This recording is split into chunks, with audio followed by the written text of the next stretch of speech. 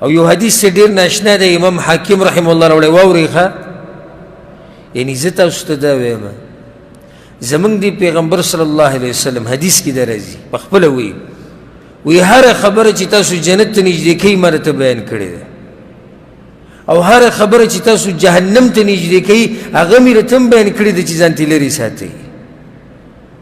یو خبره دی دین نه ده پرېښودې زه چې دا حدیث واورم حیران شم ورته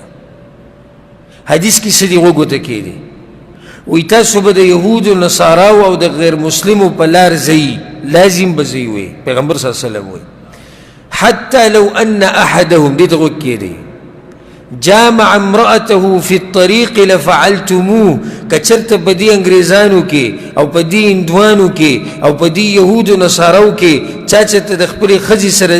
په لاره کوڅه کې کوروالی کوو نو ای مسلمانانو تاسو به هم په لاره کې کوروالی شروع کوئ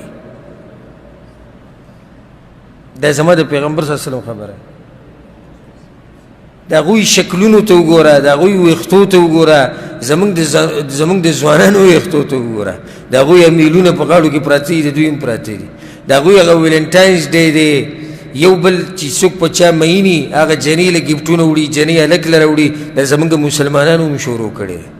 نن سبا ټیک ټاک راوتی دی په ټیک ټاک کې لګیا دی جنکۍ ګډېږي ولې ځکه چې انګریزان ګډېږي جنکۍ او هلکان یو ځای تصویران وباسي او بیا یې شیر کوي په فیسبوک او په انټرنیټ باندې ځکه چې انګریزان یې کوي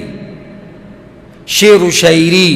وړوکې غونته کې به یې برید میلاني راغلي هغه به قسمه قسم تصویران وباسي کله به پروتي کله به ناسي کله به په اوبو کې او کله به په ولاړی او کله به خاندي او کله به ګاډي کې او کله به ورسره ګل نیولی او په هغې به شعر و شاعري او زخمي زړه وایي دا هغه حدیث دی مخې ته یې کوي ځان ته چې یو وخت به داسې راشي انګریزان خو یې کوي اوس هم هغه خو زناور دي په لارو کوڅو کې هم کوروالی کوي زیناګانې کوي خو په دې مسلمانانو کې به هم ګوره داسې پیدا شي چې هغوی به هم په لارو کوڅو کې کوي یو سړی وایي چې دا نه منم یو سړی اوس ماته وایي چې دا نه منم چې مسلمانان دې حد ته رسېدلي زه یې درته ښیم زه یې درته ښیم او ته به ورته حیران شي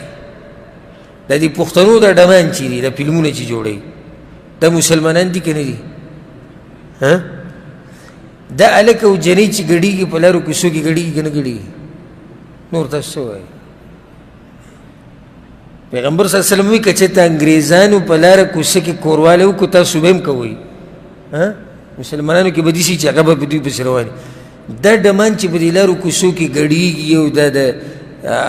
د مینې محبت او د عشق د خبرې او د فلم جوړۍ په لارو کوڅو کې او په علاقو کې ولې دا دغه خبره نه شوه تاسو ته شوه که نه شوه